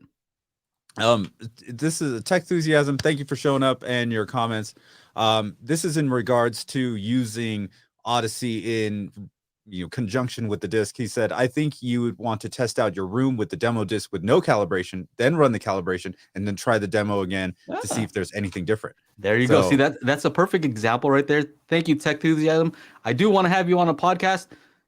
I think, who was it? Maybe somebody wanted to be on I thought it was you. But anyway. Yeah, trying it before is a good idea. Like I'm saying, everybody has a different way of using the tools, and some of them might be new to me. Right. And if you have one of the newer Denon and Marantz and you have a second preset, you can swap over to the second preset. Hold on. What happened? The same back Tech Enthusiasm. Hold on a second. Okay.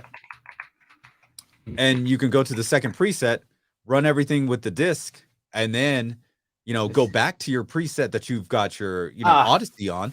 I'm not tripping. See, it is. I thought I was tripping. I thought I was tripping because I haven't had enough sleep. But he says that's me. Yeah, sorry, I didn't see that. Okay. Remember, Erin said, "Hey, we want to invite this guy on." And I was like, "What are we eating?" See, he's here. All right. But yeah, we'll have you on. But again, I was just telling Erin, man, we've been crazy doing this stuff right now, and I didn't want to have you on. And just I want to be prepared. I want to make sure, Mr. Trenov, I've watched your video. I want to make sure that we're prepared. There's Erin.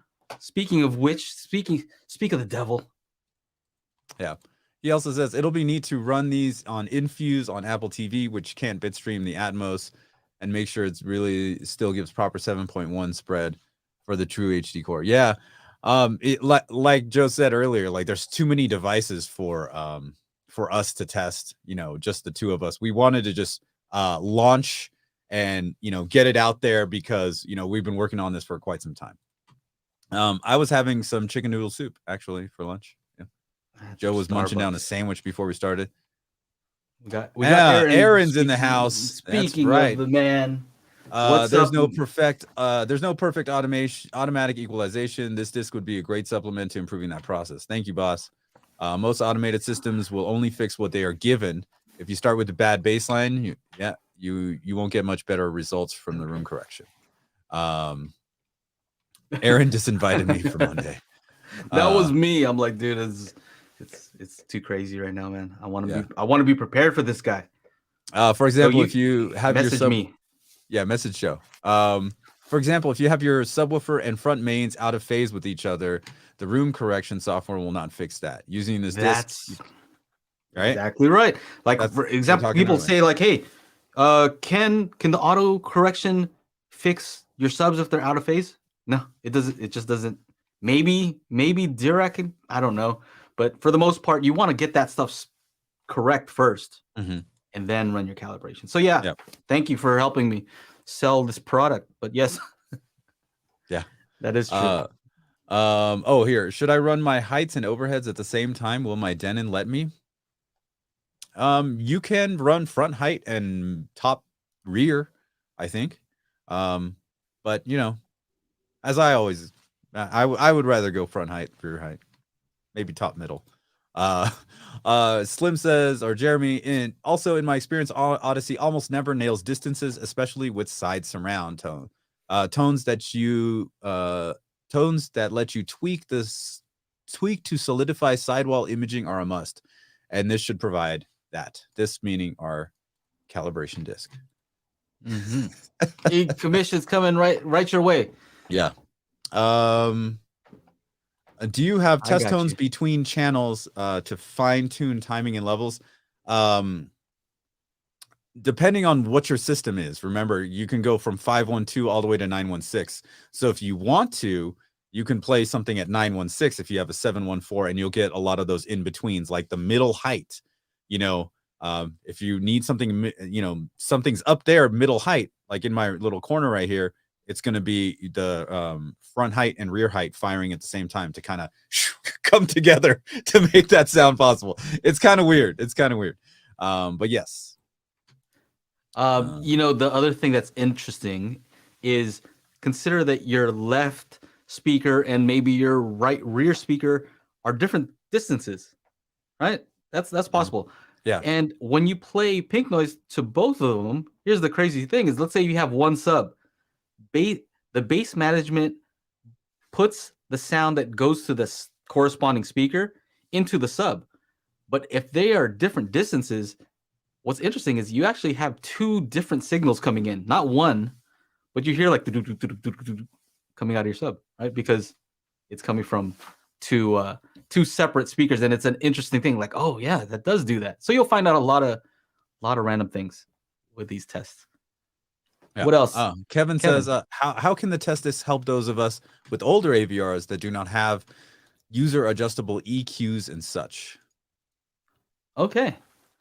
How's it going, Good Kevin? question. So older AVRs, I've had some pretty old AVRs, and I don't know how old you're talking, but they all have bass and treble control. Yeah. So that I said at least set the tonal balance. I truly believe that that's the one basic thing that you can do is set a good tonal balance. And because the tonal balance is based on your speakers and your room, I don't know what your tonal balance should be. Nobody does, right? You have to listen in your room with your speakers to figure out what the correct tonal balance is for that. It's all of it together. And so the fact that you can use a test disc to figure out the most correct tonal balance for you, I think is the best thing you can do. So if your thing has bass and treble, you're good. Bass and treble, and then you play the file. And it's not just an Atmos file, because if you're saying it's an older AVR, there is a 2.0 or a stereo tonal balance. There's a 5 and there's a 7 and there's a 9 with no high channels, right? So you just adjust the treble and bass. And that's it. That should work for you guys. And Reverend Slim is right. If it's even remotely within the past even 10 years, it's gonna have distance, delay, trim, crossover, has all those things. Yeah. So for sure. I mean, I had my first AVR was a Kenwood Dolby Pro Logic one. Dolby Pro Logic. And even that had delay. Did you sell that one? You sold that one to Erin, didn't you? Yeah. Got caught in the storage fire. I still had that thing. But yeah, you can definitely do those things. But also, even if it's a simple thing of moving your speaker so it sounds like it's coming from the correct location. And I want to also say, we designed it for Dolby Atmos and immersive systems, but there's nothing stopping you from using it on a 2-channel system to dial that in also.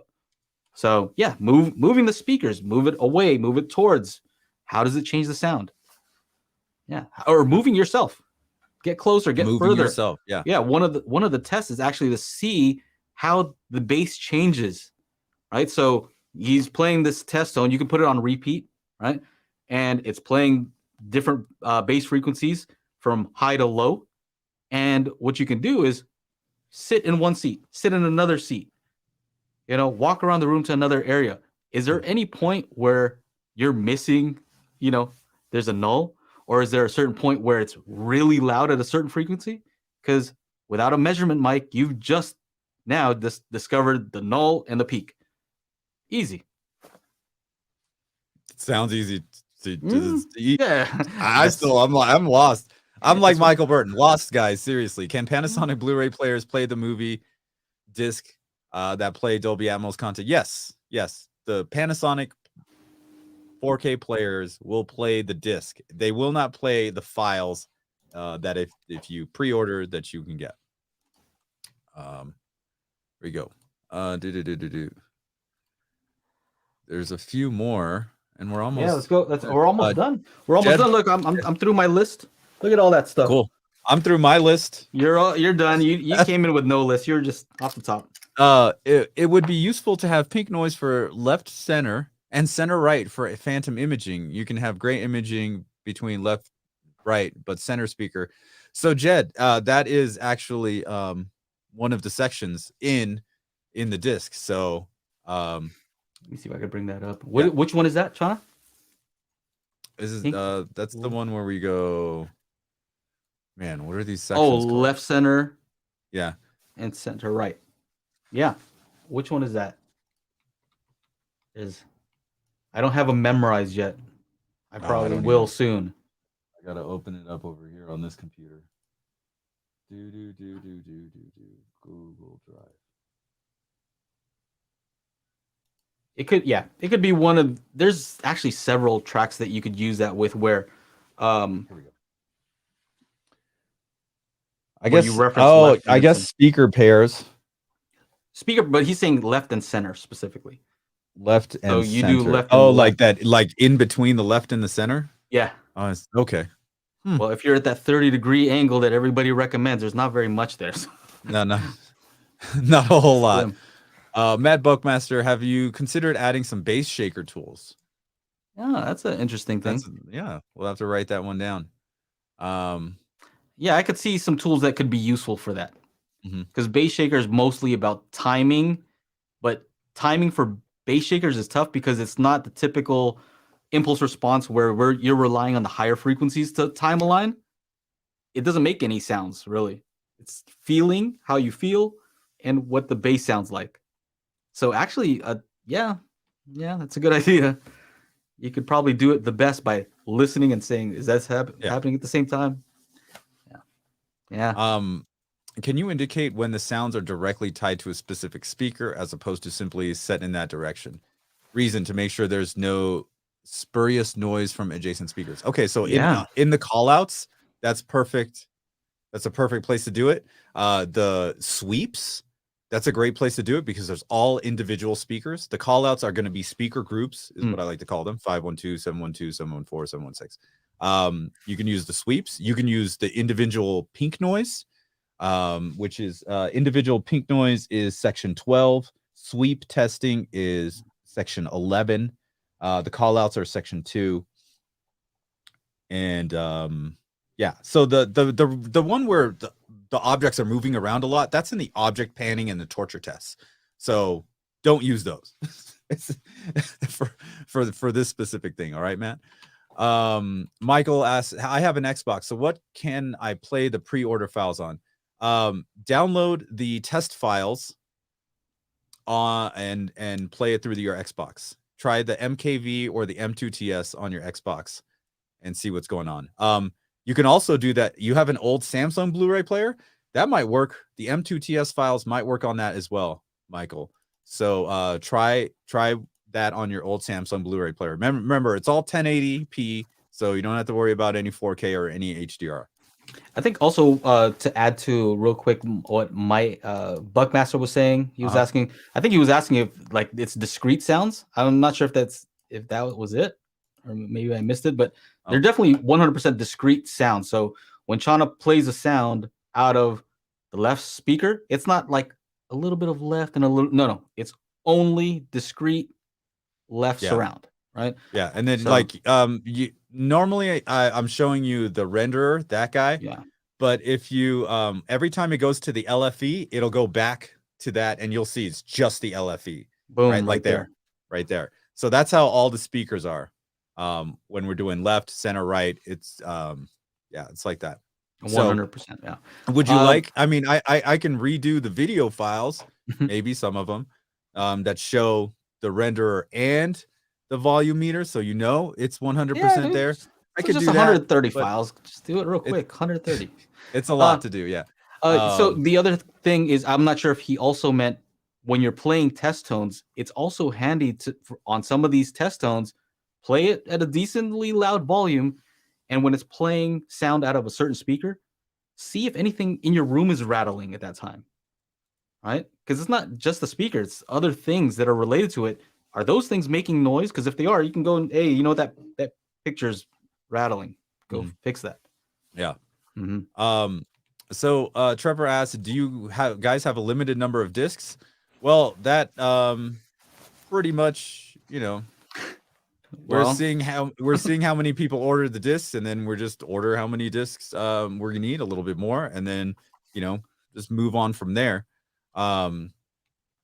You know, if I needed more discs, they take another 4 weeks to actually get duplicated, which is what Tim asks. Are these discs replicated or duplicated? They're going to be duplicated. So they're going to have a barcode. They're, you know, like just like buying a Blu-ray disc, it's going to have all that, a case, all that kind of stuff. JJ asks shipping, February shipping, shipping date for that, February 2023. Is there one more here? I don't think so. Okay. Wilfredo. Sorry. How do I adjust the levels for each channel while playing the sounds from my Blu-ray player? So what you're gonna want to do is you know, have, you know, a notepad on your phone or pencil, paper, whatever you like to do. Go Thought about that. Front left. You know, it's coming in at 75 dB. So what do I need to change it? You know, or whatever it's coming in at. You know, or you know, and you know how much you should adjust, up 1, down 2, up 3, whatever. Just write it down and then go and make your adjustments later. This is helpful to have a SPL meter, an inexpensive one, or a UMic, or even just a phone app, right? Just to get an idea. And so you want to write down just like what the differences are between the speakers first. So one of our instructions here is have a pen and paper handy, make sure it's quiet, and write down the frequencies or the SPL for each speaker. That's if you want to do it like, you know, as accurately as possible. But if you just want to just listen by ear, I guess you can do that too. Yeah. What was it? Hold on. Where was the question again? I want to make sure I answered it 100%. That question we just answered. Damn. Oh yeah. So the other thing that we thought of is we wanted to make sure that you could actually do it on, if you have a Denon or Marantz, which we keep mentioning because that's what a lot of people have and that's what I'm used to. But a lot of times when you go into the level setting on those, even if you're playing pink noise through the disc, it's going to stop that and play its own noise generator. So that's not going to work. But if you hit option and then go to the levels, that'll bring up an on-screen menu, but it won't play sound of its own. It's just going to continue playing the sound from the Blu-ray or your whatever you're playing it from. Mm-hmm. So that's where you want to adjust it if you want to do it on the fly while listening. Yeah. What else? No name asked, can I get a signed copy? Oh, nice. Should be named Chana Masala. That's the joke. That was the joke that you told that one time. Chana Masala.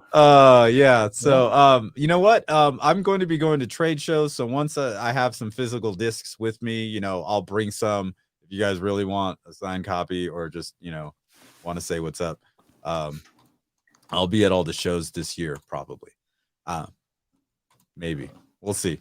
We'll see what happens. Yeah, I think that's all for the questions that we had starred. Yeah, international shipping, we're going to be working on that and trying to figure that out, okay? For those of you that are asking. And yeah, I think yeah, Jim Wall says when we know when we're Ireland. Okay. All right. Is there a downside for everything calibration at a lower level, say 65 dB? normal reference is too loud, freaks out the dog and pisses off the neighbors. Yeah, there's you probably heard of the equal loudness contour curve, or some people call it Fletcher-Munson curve, and that just basically says that your ability to hear bass is not as good when you have it at a low volume. So if you're judging things based on a low volume, you may not do as well as if you turn it up to a level. Here's what I would say: turn it up to a level that you would normally listen to stuff on. Right? That's probably the best way to do it. Consider how loud you probably will listen, and start there. And that's why the first track is Chana talking, saying, "Hey, do I sound like I'm at a decent volume? Because this is your reference point." Yeah. Yep. Ton, thank you for the super chat. Any settings to turn on off for Yamaha AVRs? Oh, that's gonna be fun. That's gonna be fun for you Yamaha guys. I want to see what you can do. We always joke about Yamaha because they have in some ways, pretty good auto calibration, but in other ways, like, man, those are some weird limitations that it has there. Yeah. But Ton he's next level. He's not using that stuff. He's got a computer running like 1 million PEQs. Yeah. But Ton, I think you'd like this. We need to get you one. We need to get you one because just because you're my dude. So yep. We'll need to take care of you. And the reason being, he's done a lot, and he still needs to. You can hook me up with some Mad VR. You know what I mean? We got some deals going on here too. No problem, callers. Semrid, I don't know exactly. Not sure if my question now. Any idea about Marantz Cinema 50 in full preamp mode versus the AV7706? I have the AV7706, and I just talked to Zach over at Dream Media. He said he's going to be sending me a Cinema 50, so I could also, check that out. But who knows? Paul, don't worry, Paul. I'm gonna take care of you. So some of these guys, let me just say, I owe a lot to these guys who are part of Daily Hi-Fi. They're patrons, and it seems like it would just be a one-way thing. Like I'm a reviewer and I'm teaching that. No, it's not how it is. They are teaching me stuff. We're learning from one another, and so I will thank you to you guys also. Yep. This one time, remember when Croson messaged me about 20 minutes after I messaged you about the Angular tests. So we're all there helping each other. Yeah. What is the price for download only? Poncho, we're still figuring that out. Like we said, and that'll be available once the discs have arrived. Since this is the pre-order and we don't have the discs handy, that's why we're offering the digital download as of right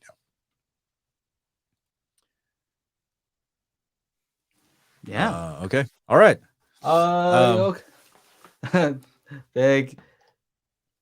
Thank you, Paul. All right. Well, I'll let you pay some just because you always appreciate what you pay for more than what you're given. Yeah. I don't know if you noticed that. You pay for something, you're going to use it. You're going to use it and you appreciate it because it, came out of your pocket. Came from exactly.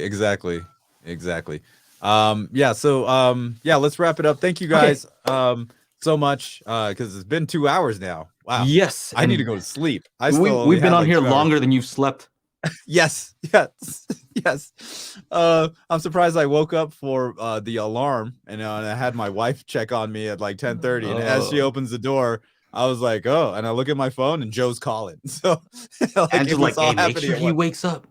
Make sure he wakes up. Oh no. Yeah, exactly. And I have no idea at least I don't have to go to work tonight, so that's good. Again, thank you guys so much for hanging out. For all of you that have ordered, thank you so much. And if there's any hiccups with the order, just sit tight, shoot us an email, let us know what happened. And we're not going anywhere. You know us. Yeah. We're here. You think we're not going anywhere, right? And we don't want you to have any issues because we're gonna be making a video and you're gonna pop into the comment section. Hey, I never got that. No. Yeah, no, don't worry. Our goal is to make sure that you're all taken care of. yeah, that's all I got. I got everything on my list.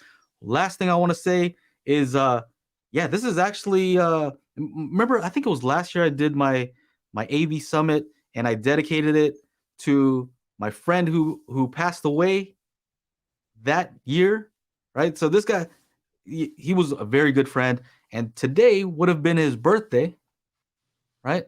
And so I just saw it on Facebook, like, I knew you picked a good day, Chana. This is a good day because yeah, this is his birthday, and yeah, when we were kids, we'd ride around on our bikes and just, you know, go to the mall on our bikes, and yeah, I'm gonna do big things. I'm gonna do this and that. So it's a perfect day to do our launch for this, because this is, in my opinion, big. This is a big deal. We're the first, and so that's right. We're doing it. We're doing it. That's for you. Good stuff. Good stuff. Good stuff. I know. I'm glad I picked the date then. Yeah, it's a great day. I'm glad I picked it. So thank you guys so much. Go to spatialcd.com to place your pre-order. Remember, this is the only disc of its kind. You can't find this anywhere. And yeah, thank you guys so much for hanging out in the live chat. And thank you to everybody that's already placed your order. And of course, we will have more videos. YouTube tutorial after disc ships. Interesting, JJ. We'll think about it. You know, we're gonna have to mention it on Daily Hi-Fi. If we learn something new, definitely gonna have to do that. I think we have some follow-up videos planned. I think so. How do you? Yeah. Well, don't worry. We'll figure that out. Well, we've already been talking about that, JJ. Thank you so much, everybody, for hanging out. Big thank you to Angela. Yes. Couldn't have done it without Angela. And of course, this guy right here, the mad scientist, Mr. Joey Mariano, Mr. Joe and Tell. Thank you, buddy. Oh, thank you, man. It's a pleasure working with you, and I'm just happy that we get to work together and do fun stuff and awesome stuff and stuff that hasn't been done before, and we just do it. You know what I mean? I'm sure many people have had the idea, but they haven't done it. No, we did it. And trust me, it was not easy, and that's probably why they haven't done it. But yeah, me and my boy here are pretty crazy. So so we're like, let's just do it. You know what I'm saying? So thank you guys. Have a great day, and we'll see you at the Daily Hi-Fi Monday. Take care. Bye-bye.